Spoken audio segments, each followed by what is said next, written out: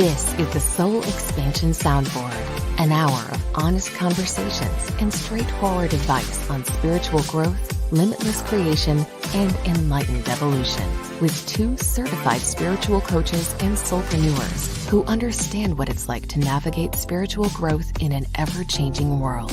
You'll be part of illuminating discussions featuring spirituality, self-development, inner healing, manifesting, and expansive creation of the abundant life you truly deserve.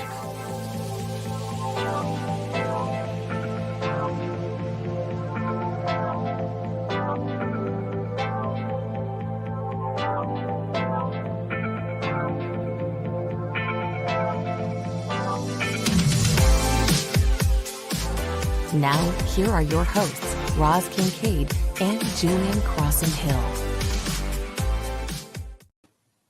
Hello. Happy Friday. I'm spiritual life coach and human design specialist, Julian Crosson-Hill, and it's a dreary, cold day here in Ohio. So I don't know how I'm so perky today, but we'll see how it goes. Roz. Hey, everybody. It's Roz Kincaid, Soul Empowerment Coach, Certified Spiritual Life Coach. Y'all, listen, I'm sassy today. It wants to be the braids, so buckle in. And actually, the sun is shining here in Northern Virginia today, but it's cold as shit. Don't get it twisted. It's wintertime, okay? So there's that. Get yourself a cup of tea, okay? Because all I got is ginger ale.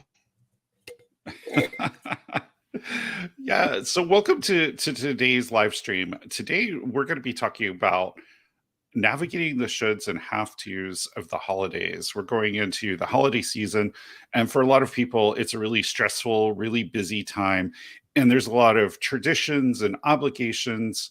Some of us have family members that trigger the shit out of us during the holidays, and so today we're just going to talk about how do you navigate all of that stuff that comes with the holidays. So Roz, what's coming up for you? Okay, the first thing that's coming up for me is boundaries. This season, and really any season, needs to be about boundaries. And boundaries can be flexible. It all comes down to not just boundaries, but values and beliefs, and mainly values, because right now we're all kind of like floating around in these family traditions and family values that we learn as children. And this is the time of year where your boundaries are going to be tested, your values are going to be called into question. And I was just having this conversation with my husband just yesterday, standing in the kitchen making spaghetti, about empowerment. And I don't want to go down this tangent about empowerment, but I told him that, you know, you get to a certain point in your life, in adulthood, and even, you know, before that, where you start to look at these values that you have grown up with and that you've been trained to have, and start to feel a disconnect. At least that's how it kind of started for me. You start to feel a disconnect with these family values and just these societal values that you've been conditioned. And then it gets to a point where they just don't align with you anymore.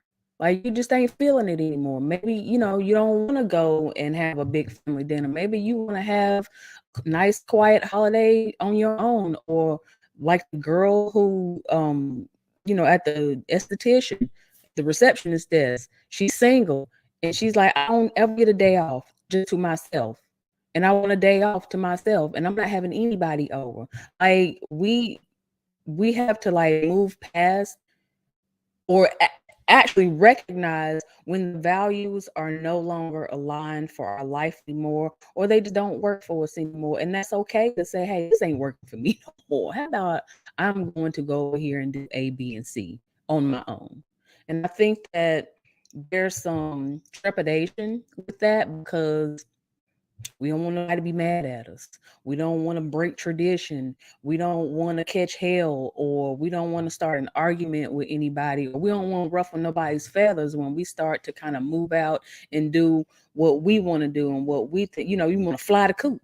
We want to get out of the nest a little bit. And for me, in my personal experience, this is about what I'm doing and what I'm not doing, and standing on my word, and meaning what I say and saying what I mean. And it don't have, listen, I know it sounds like spicy and zesty and like I'm pissed off, but I'm really not. I'm just, listen, this is how I talk, okay? I'm just really passionate about things that I'm passionate about, and you're going to hear that.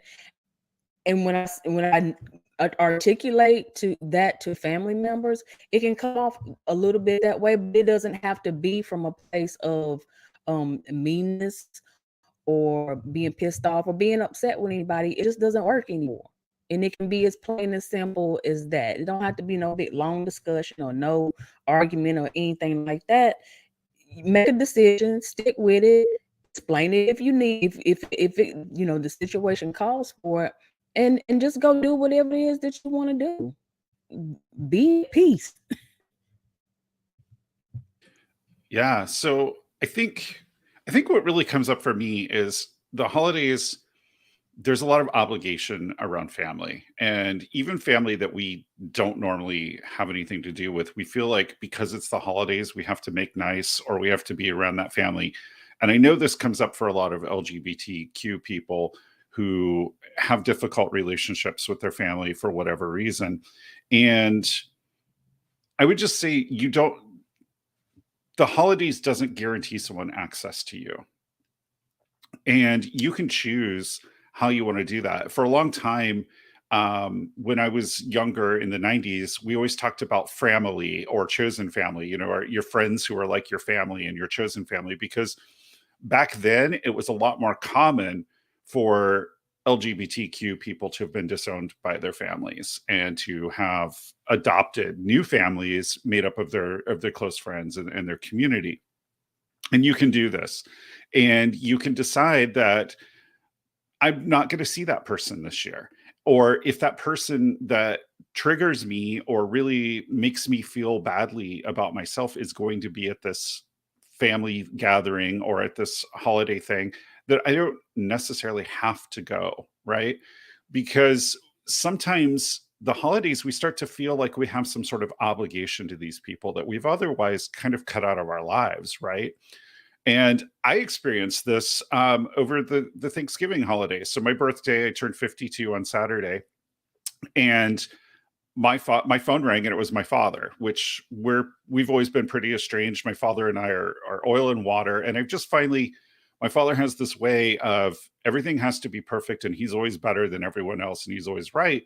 And you can have a conversation with him. You could be talking about how good you're doing and about how good your business is going and all of these things. And he'll always call attention to the time that you failed, right? And it always like really upsets me that he does this. They can't just be happy for my successes. He's always got to point out the places where I didn't measure up. And, my father's the trigger to a lot of my perfectionism streak.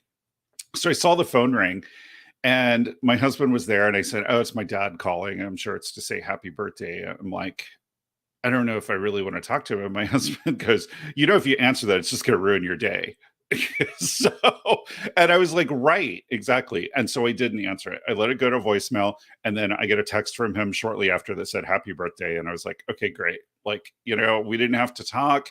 We didn't have to get into that territory where he was going to trigger me in some way or make me feel like a failure. And like my husband said, ruin my day. And you could do the same thing. The holidays doesn't guarantee people access to you. You have no obligation to make nice with people who make you feel less than just because it's the holidays. Roz, I know you got thoughts on that.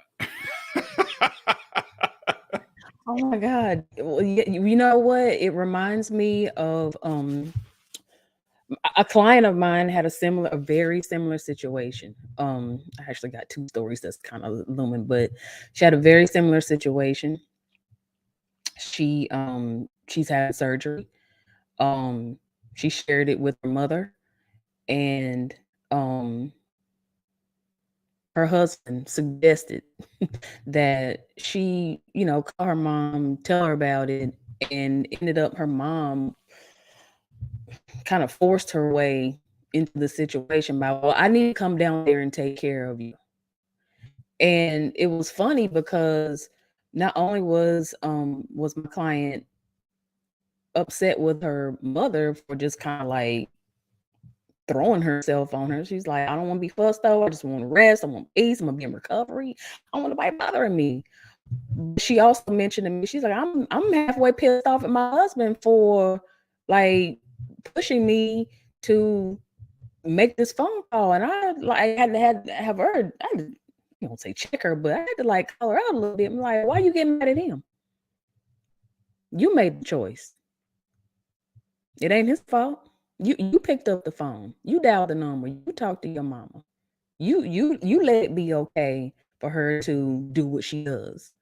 And you're not answering the phone, and you letting that phone call go to voicemail and then later getting a text message. That's what we're talking about. Like, you have the power of choice. You have agency. Y'all know what I mean by that? Like, you're in control. Not of everything, but you have control of what gets in your circle of peace and love and joy. You get to unsubscribe from the garbage, the trash, the guilt, the shame, the agitation, the frustration, the triggering. You get to decide what gets to live in your environment. Even when somebody is pushing it, even when somebody suggests it, you get to say no. You get to say yes. You get to say what kind of energy is presented to you, and you don't have to follow every suggestion or recommendation that somebody gives you. If you know that, like, you know your people, you know your family, you know how they are, you know they can be crazy, you know they can, try shit with you, and yet we let it happen anyway. But you don't have to. You have sovereignty. You get to decide, y'all. You get to have power of choice. Family member of mine tried it with me over the holiday. Now, my house is I try to make it a sanctuary. I like peace in my house. I don't let everybody come in and out of my house because I understand energy, right? I understand the transference of energy. I understand when people come over the threshold of my house, that they're dropping off energy in my house. And I have a million crystals at the door. Stuff still seeps in, right? And so the plan was to have Thanksgiving dinner here. Um this person wanted to invite somebody that I had never met, don't know anything about, to a family function. Right now, for me, I value family, but in a different way that other family members do, and that's okay. That's fine. I can appreciate um people choosing friends as family. I can appreciate that because I've done that too, and I oftentimes uh treat my friends as family, my two little friends as family. But to allow somebody into my home that I try to keep energetically clean, that I don't know, sis, I'm gonna need you to introduce them to me like Easter or Labor Day or 4th of July, because I'm just not gonna let anybody just come in my house. And that could be the nice person, and that's what happened. Then started the convincing. Oh, but they're a nice person. They're trying to play me with it. Oh, but they're a spiritual person. Okay, that's fine, but still, I had to stand my ground. And let me share with you that after that incident, I went through this whole mind fuck and this whole uh um mental gymnastics, and I was feeling like, what they thinking about me. She's probably mad at me. She's probably gonna be acting funny towards me. All of this stuff. Like, I went through it, even cried about it. But yet and still, I had to stand my ground because I have boundaries. I value family in a different way. If we having a family dinner, then it needs to just be, for me, I appreciate it when it's just family because I want to connect with just you. It doesn't matter to me how nice the person is, what kind of person they are. But even just as much as family, I value keeping my environment safe, energetically clean, and I just can't let people just walk all up and through my house that I don't even know. Start with me at 4th of July with that, and then I might have them over. I need to see who I'm dealing with. You get to decide. That's all I'm saying. But just know that if you are not, even if you're not well practiced, like even if you are practiced, like somebody's gonna try you with your boundaries, somebody's gonna try you with your agency, somebody's gonna try you with your authority, somebody's gonna try you with your word all the time. And that's why you have to practice these things. You really have to get practiced and get in the process of mastery and letting things come out of your mouth that you mean, and drawing lines and making choices and standing by them. That takes practice. Ain't nobody waking up tomorrow and saying, I got it, I know what I'm doing. You could be on this journey for 5 years and still get tested. Yeah, definitely. Yeah, absolutely. I think I love what you said about how you have choice, because my husband and I, we used to go to 3 Christmases on Christmas Day, and it was fucking exhausting.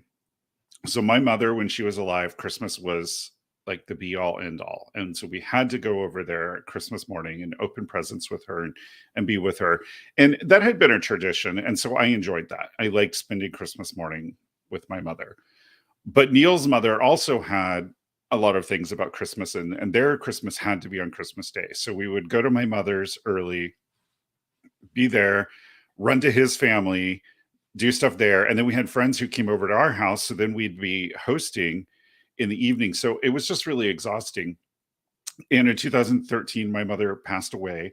So we were still going to his family. And then we decided to stop hosting Christmas with our friends on Christmas Day. And we kind of freed up our schedule, and we were like, this is kind of fun. We like this. And then during the pandemic, we didn't go to his mom's. They still had it, even though we told them it was a bad idea. They shouldn't be doing that. We decided not to go, and we stayed home. And, it was so nice to not have all that hustle and bustle and rush and stress of trying to go somewhere on Christmas Day, that we've kind of since then have said, okay, Christmas is ours, and we're not going to, that's like non-negotiable now. We stay home together for Christmas. We open our gifts together. We have some breakfast, and then we watch a movie or we do something during the day, and we just spend the day enjoying each other's company. And it's so much less stress. It's, and we made that conscious choice after experiencing that during the pandemic to keep it that way. Neil's mother passed away last year, and there was a lot of pressure from his family for him to host Christmas on Christmas Day. And he just was like, no, this is our time. We don't want to do that. We're not going to have all that stress. There are other family members who haven't been coming to Christmas for years because they have their own families. And they have spouse families that they have to do and things, and they can't do it on Christmas Day. And so we're going to have it before Christmas on a different day that lets the other cousins come. And I don't have to rush around and be crazy trying to host something on Christmas Day that I want to enjoy with my family, right? My husband. And so you can create those kinds of, you can reshape the traditions, I guess is what I'm saying. His family had this tradition of it being on Christmas Day. It really started when his grandfather passed away many years ago. And then his mom and aunts all insisted on this. And now that his mom has gone, he's decided we're breaking that tradition. We're going to change it. We're going to rewrite it in a way that works better for us. And you can do that. Traditions just basically mean we unconsciously did the same thing for lots of years, and now we're sort of as a habit continuing to do it that way. And so you can consciously choose to change your tradition. Yeah, you can easily say, I don't want to do it anymore. I don't want to do it this year. I ain't feeling it. I don't want to do it. This reminds me, you talked about tradition, and somebody left a comment under a post that I made this week about, like, damn, I don't want to do it anymore. I want to do something different. And this person commented that she would love to start a new tradition where there is no gift giving, and the gift is an experience. She gives her children, her family, the experience of traveling, experiencing other cultures, other people. I also have friends who take their children during Christmas time to homeless shelters and feed the homeless. Or at my child's school, they do Operation Christmas Child, where they pack up a bunch of care boxes and give them off to less fortunate families and children. I think that's great.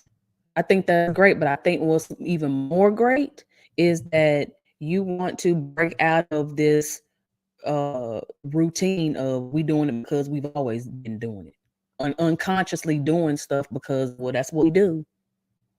Like, what happens when you want to do something different? And furthermore, my question to her was, okay, so how do you start doing it now? What needs to move out of the way for you to start doing that now? Besides money, because money is a whole different thing. But if money were not a factor, what needs to be different in order for you to start creating new traditions?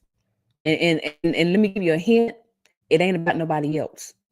It's not about anybody else on the outside who needs to do something different. Okay, just hint, because it starts with us. You want something different, you got to do something different. And so don't feel so locked into these traditions. Like, by the time you start feeling like you want to break tradition, want to do something different, and not even with holidays, but just with anything. By the time you start feeling that, like, your soul has already given you indication it's time to move on. It's time to be doing something different. It's time to leave old things in the past and start fresh and new and do something different. Julian, did you have anything to say about that? Because I feel like I want to go in a different direction, not a different direction, but I feel like I want to hop topics real quick on Well, this a little bit. kind of, but I think it's going to probably hot topic a little bit. So I love the idea of redefining what the gift giving and everything is. So one of the things my mother did with us when we were kids is every year we made an ornament together. Like, we did a crafty thing, we made an ornament. And now I have this whole box of ornaments I made as a child with my mother, which just is all these really precious memories, which, when someone passes beyond, that's what we have left, is the memories of the good times that we had with them and of what their energy was like, how they felt and how we felt about them.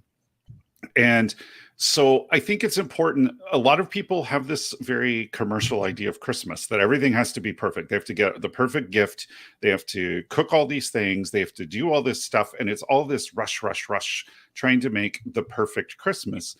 And I think Christmas needs, the holidays are about human connection, right? It's about what we bring to each other and the way that we connect, which is why if someone doesn't connect with you in a way that feels good to you, it's okay to not include them in your holiday, because this is really about connection and about being with the people that are important to us.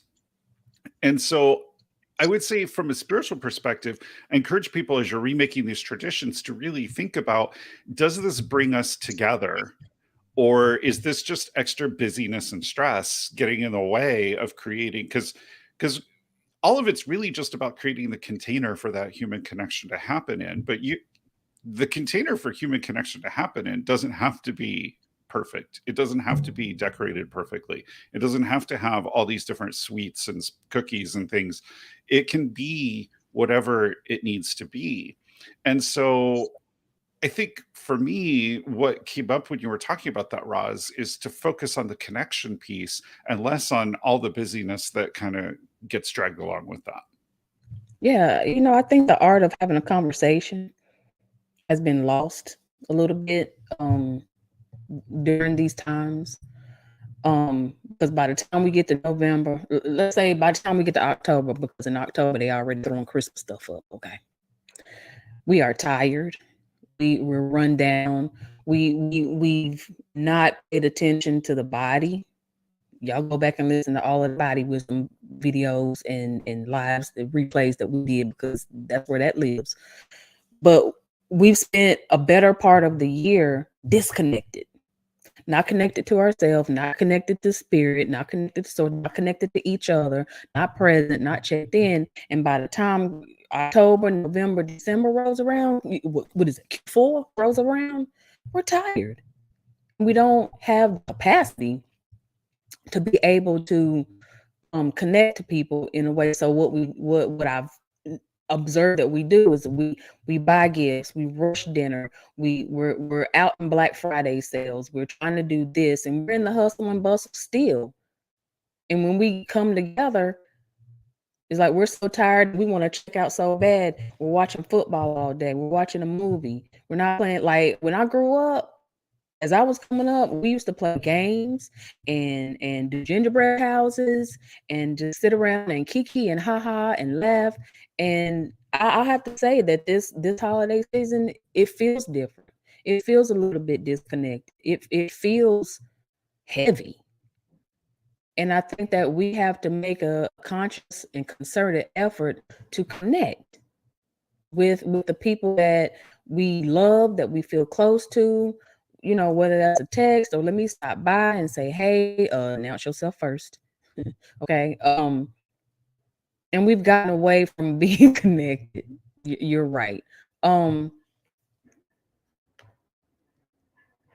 The other thing that I want to address is that I understand that these times of the year can be very nostalgic, and a lot of grief can come up to the surface.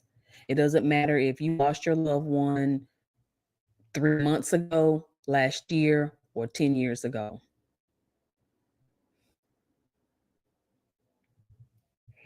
Uh-oh. Grief doesn't have a timeline.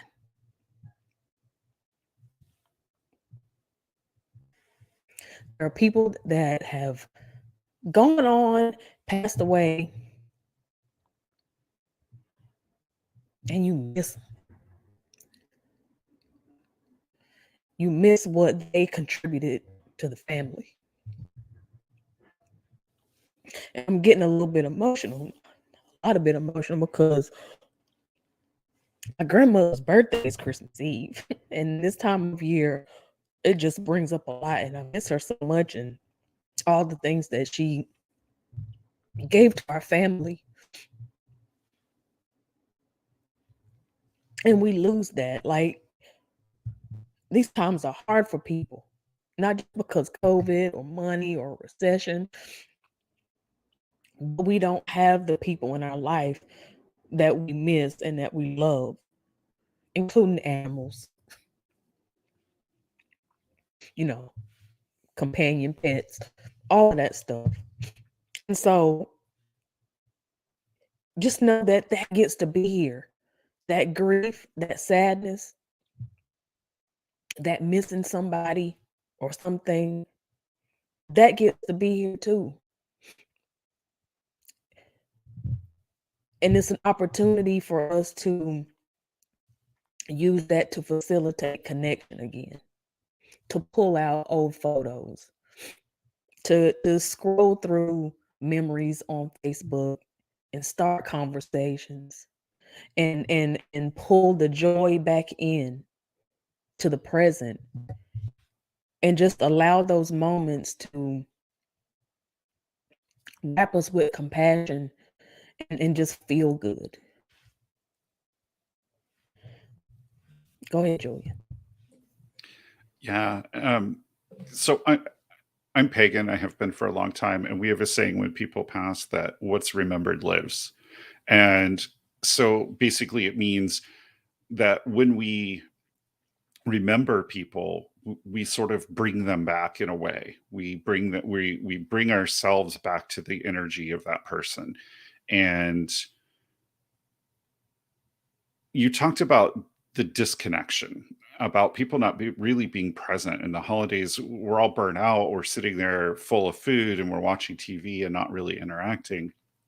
And I think that this is where people end up suffering in silence when they're dealing with grief at the holidays, because they don't have that connection to talk about their memories, to talk about the good times, to live those memories and to experience them.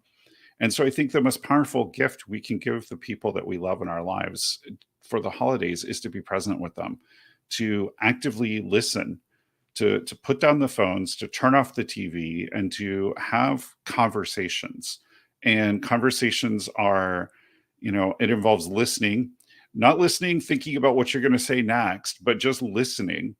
And it also involves, I think, asking questions and being curious, really asking the people that you love, like, how are you? What are you thinking about? What are your hopes? What are you looking forward to in the new year? Like, being curious about people in their lives is really how you create deeper connection with one another.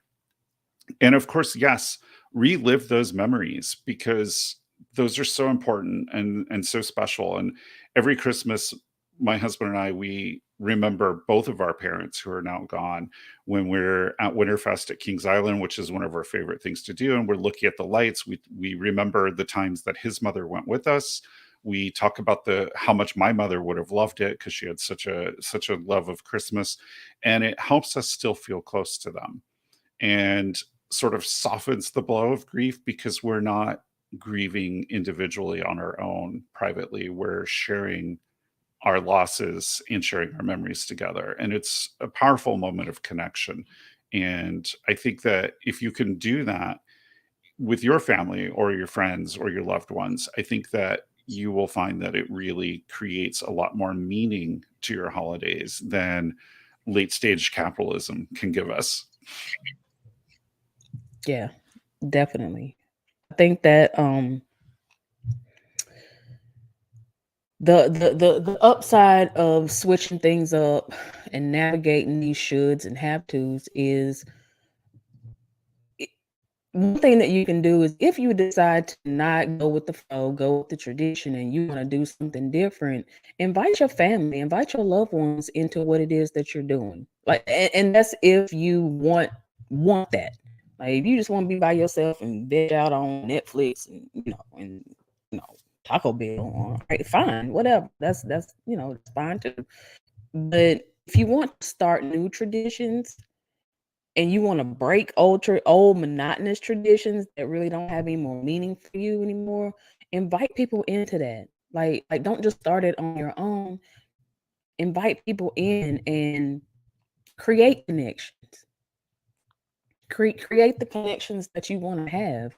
And so that you said about sitting down and talking with people and just listening, like that needs to transcend the holidays. On a human level, we have to get into the habit of checking on each other. Like, I see posts all the time that say, check on the strong friend. Well, it ain't just the strong friend. It's the people, like, people run across your mind for a reason. People come drop into your thought, drop into your energy for a reason. It's because they need to be checked on. And I think that instead of reserving that kind of behavior and compassion and concern and consternation for people just to the holidays, is doing us all a disservice. Excuse me. If you think of someone, they run across your mind, pick up the phone, dial them up, message them. Hey, you good? My friend does that to me all the time. When we go long periods of time not seeing each other. Hey, what's going on? You good?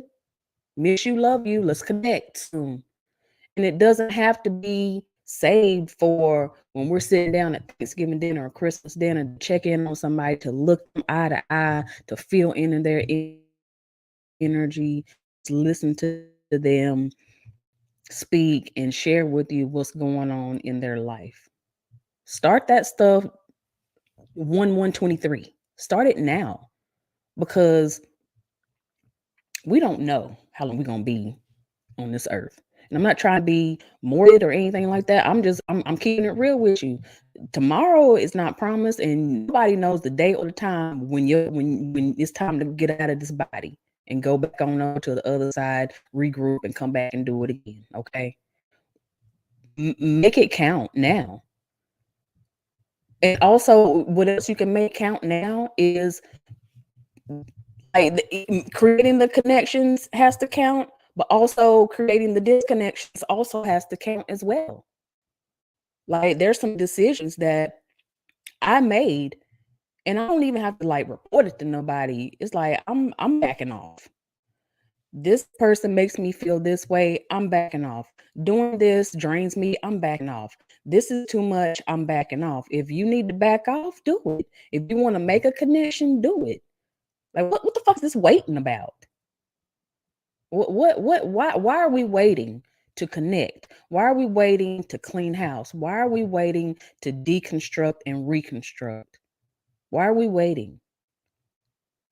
You know, I'm guilty of it. I'm guilty of it. Like, I don't dial up people when they drop in my spirit, but they end up calling me. It's like, damn, I should have got to you first. But it's not a competition either. But just know that, again, we're doing ourselves a disservice by not creating connections with the people that we want to be connected to. Yeah, everything you said, I love there, Roz. We shouldn't reserve it all for the holidays. We should connect and reach out to people all the time. And I know men in particular have a hard time with this. Like it feels weird. Our society has taught men not to do this. So it feels weird to reach out to your best bud and be like, "Hey, everything all right? You doing okay? I was thinking about you." Like there's nothing wrong with that. And we need to normalize that for men. So, you mothers out there, if you have boys, teach them it's okay to check on their friends and encourage them to do that, because we need that. We need people to look out for each other. Our society has gotten so divided in a way that we don't look out for each other anymore. We've lost the tribal feel of our communities. We don't have each other's back. We're not cheering each other on. We're not doing any of these things anymore. And we're also, social media, ironically, has made us more disconnected. And we need to, maybe this holiday season is where we start to reclaim that connection and we start to reclaim that feel of being one tribe of people and finding our tribe or our community and really spending our time with those people who make us feel good, who inspire us to be better, and supporting each other in that aspiration to be better people.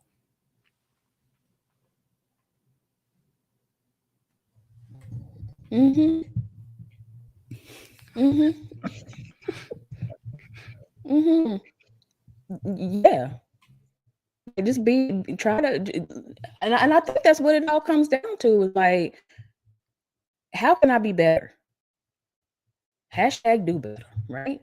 How can I be better? And in saying that, because I know somebody's gonna hear, well, I guess what I'm doing ain't good enough. I said that to my husband the other day. That's how I know. I guess what I'm doing ain't good enough. I gotta be better. Us saying that let's be better doesn't necessarily mean that there's something wrong. Let's just be better. Can we be better? Can we be more refined? Can we be cleaner about what we're doing?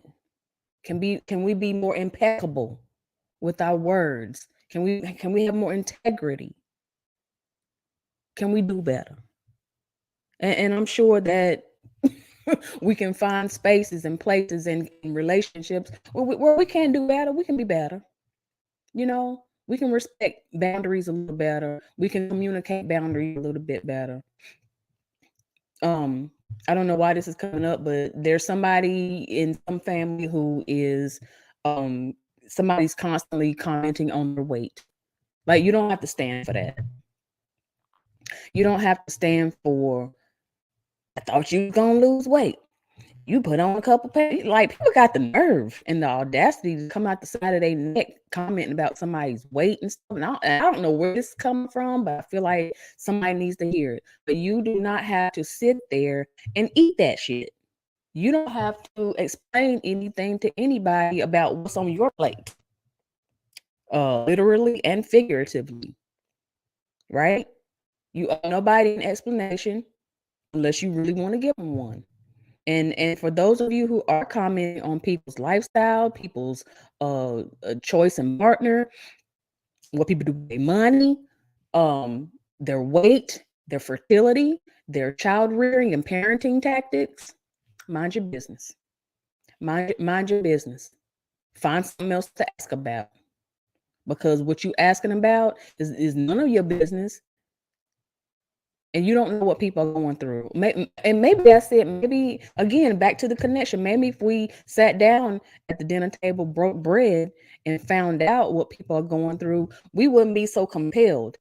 Feel like it's so important for us to know why I ain't losing weight, why they raising their kids this way, what you doing with your money, what about your job, and what about your business, and why you bringing him, and what about the other person that you brought last year to dinner? Like, why is that important to you? Why is it not more important to you to understand how people are feeling, what they're thinking, what they're struggling with? And like Julian said, to just listen. That's it. Well, great sermon there, Roz. No, preach it. But yeah, it is about minding our own business, because each of us has something that we struggle with in our lives. And so, there's nobody is perfect. And calling out the areas that you think someone else needs to improve when you haven't cleaned your own house is kind of yeah, I don't even know what the word I'm looking for there is. But when Ross said be better, it's about, and she mentioned all these things about, like, it was all very outward, and being better also means being better to ourselves, and letting go of all the expectations and blames and fears and judgments that we have of ourselves. I mean, I don't know about you, but I've got a very vocal self-critic, and so I can definitely be better to myself by silencing that critic and not being so judgmental about myself, not blaming myself for things, not expecting things to go a certain way, rather than just allowing things to unfold and being okay with what happens. And yeah, I mean, just being better to ourselves is a huge step. And so maybe that should be your Christmas present to yourself, is that for December you decide, hey, I'm going to stop judging myself, and I'm going to stop worrying about whether I'm giving people the perfect Christmas, or whether I'm being the perfect host, or whether my house is clean enough, or I cooked the turkey right, or whatever is happening. Maybe that's your Christmas gift to yourself, is that you be better to yourself and let go of the criticism and the judgments, even, ideally forever. But even if it was just for December, it's a start, and we all got to start somewhere. Amen. And let me say this. That's where it all starts, really. You can be better to somebody else when you start being better to yourself. Because what is on the inside emits. Just like we emit energy when we're manifesting. It's the same thing, y'all. Start being better to yourself so that you can understand how to be better to somebody else. You know how like people say charity starts at home or home training. That's what we're talking about. That whole home training starts in the home, in you, with you. And oh, I didn't make the macaroni and cheese right, or I gotta do this for this person. Like, lay off. My good girlfriend told me years ago, you have to take your foot off of your own neck. Because when you do that, you take the pressure off, you take the criticisms off. Now listen, the ego critic is gonna be yapping. But what happens is we let it sit in the front seat. We let it sit in the driver's seat, and we don't exert any control, or we don't let it like be here just for a little bit and then go put it in the corner because it has no place in the front. And then what ends up happening is we repetitively hear that criticism, that inner critic, and we start to believe that shit. We start to eat it. We start to listen to it and live by it. And guess what happens? We start to treat other people as poorly as we treat ourselves. So yeah, charity does start at home. Charity, by definition, is love. Charity starts at home.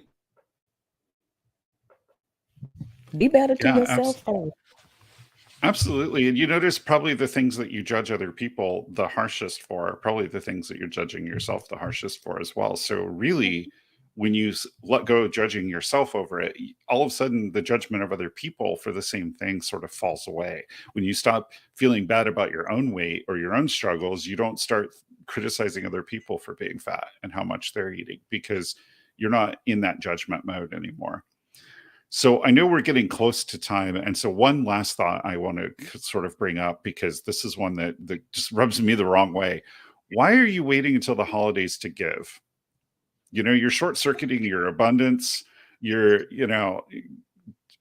year round. Like we shouldn't wait until December. We shouldn't be selfish and miserly all year. And then suddenly it's the holidays and we're like giving to charity and things. Give year round. It's also why people sometimes struggle with money at the holidays, because they wait until they need that money for the holidays to start giving and start like sowing their energy so that they can reap it back. And so make it a habit to give even a little bit of your energy year long. Don't wait until the holidays to do it. Like, we should be good people who care about charity and care about helping other people and want to give to good causes of our energy, whether it's our time or our money or whatever, all the time, not just because it's the holidays and it's Christmas and somehow it's expected. It's almost like we're doing it for show because it's the holidays. So now we're suddenly on this holiday stage and we're going, look what a good person I am. I'm giving to charity. And that really sort of short circuits the energetic magic of giving. It short circuits that sort of sowing so that you can reap later. Because when you do it with the intention of show, that intention sort of poisons the energy of it in a way that it doesn't work the way that we want it to work to grow our own abundance. So if you're waiting till December to give to charity, really rethink how you're doing that. You know, if you only have so much to give to charity and you're saving it up till December, give smaller amounts year round. You're going to see it in your money and your abundance. You're going to see an improvement there. And I bet by December rolls around, you're going to be giving a little extra because it's grown for you. So you definitely want to spread that out. It's a pet peeve of mine, people who don't do anything for charity, don't share, and then suddenly it's December and some magic light switch went off and they're like this giving Mother Teresa. So all right, I'm gonna get off my soapbox there. Can I add to that just real quick? And you don't always have to give money, even if you do got it. Even if you don't got it, you don't always have to give money. God love my sister, because this woman goes to the Ronald McDonald House of North Carolina, or whatever county she lives in. I think it might be Durham County in North Carolina. She makes it a point to go to the Ronald McDonald House and volunteer. And I'm not talking about like right now. This is like in the spring, year round. So if you don't have money to give, your time, your energy is needed. Give what you can. And I'd be honest, Julian, I'm one of them people who I wait. Yeah, it's awful. I wait. I do. I wait. And by just you saying that puts a challenge down to like spread your giving out. Spread out your giving. You don't have to always be money. Just the other day, somebody posted in our neighborhood Facebook group that somebody they know is in need of children's clothes. Now, them kids are gonna be needing clothes year round. Just because the woman said it during this holiday season doesn't mean just give it now. But the kids are gonna need clothes and shoes and things year round because kids don't stop growing. Right? Give what you can. Every little bit counts. Go volunteer at a homeless shelter.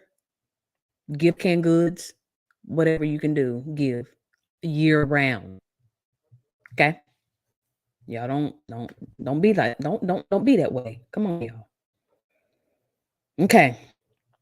So before we wrap up, just want to share with you how you can work with me for the rest of 2022.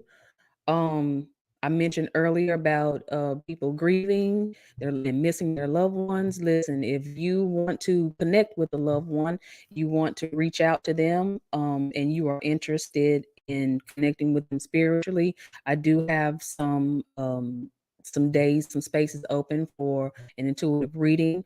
That includes either a psychic life path reading, or we can connect with a loved one who has passed on. If that's you, please go to my website, www.rozkincaid.com. I also have some spaces available for empowerment private coaching. This is where we get really into boundaries. This is where we get really into what are my choices and what is the fear behind making those choices and making those changes.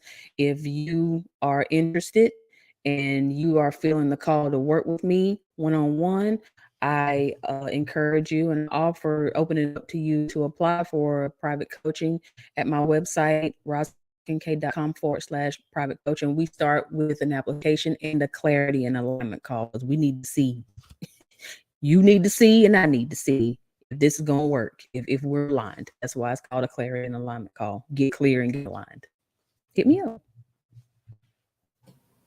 Great. Wonderful. So how can you work with me? So if you're struggling with a lot of the shoulds and have-tos, you can work with me with your human design and really learning about where your energy, most authentic energy is in your design, and how to decondition around all of these shoulds and have-tos, all of the things that you feel other people expect you to do, or all the ways that you hold other people's energy in your body.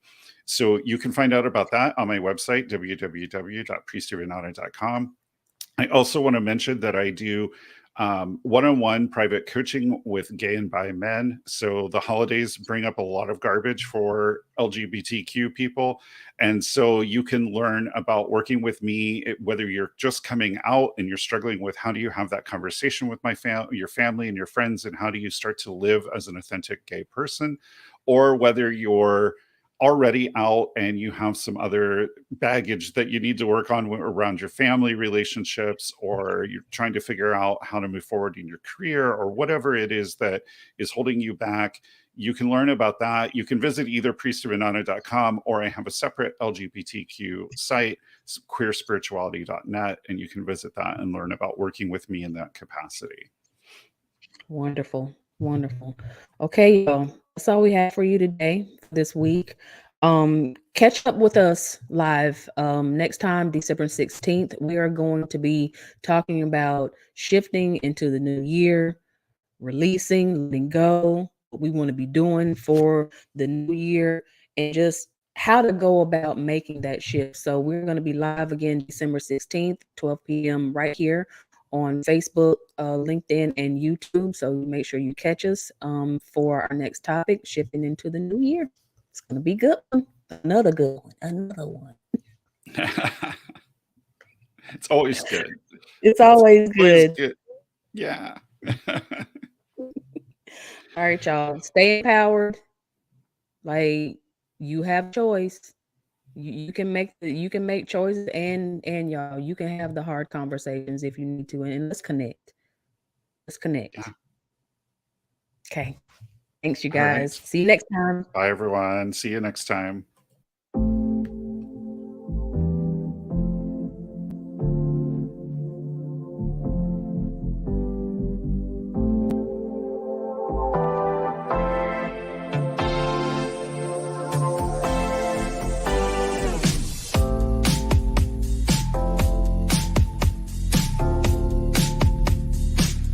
This has been the Soul Expansion Soundboard. Join us live every other Friday.